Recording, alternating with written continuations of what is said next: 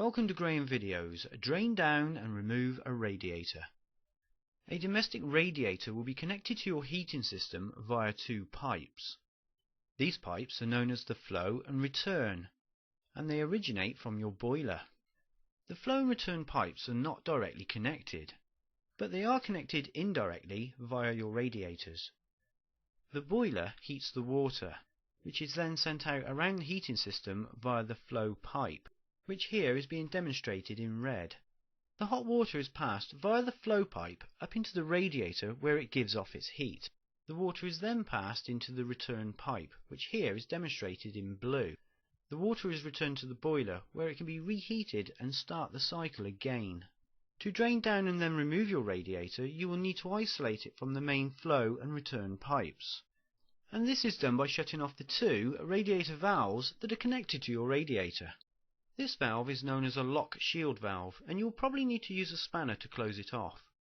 On the flow side of the radiator, it's typical to find a thermostatic valve, which functions in the same way as a lock shield valve, only you don't need to use a spanner.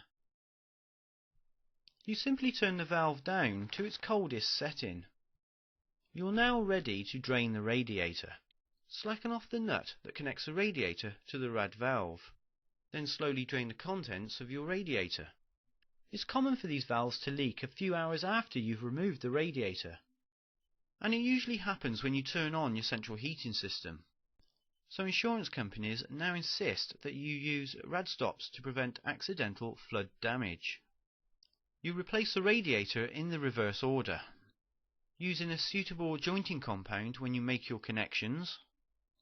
Open up the thermostatic valve and your radiator will start to fill with water. Locate the bleed valve at the top of the radiator. You will need to loosen the bleed valve to let the air out as the radiator fills with water. Once your radiator is full of water, you can open up the valve on the other side.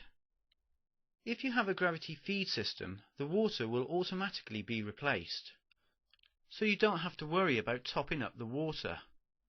But if you have a pressurized system like a combi boiler, you will lose pressure in your system as you fill your radiator, and you may need to repressurize your system several times in order to fill up a large radiator.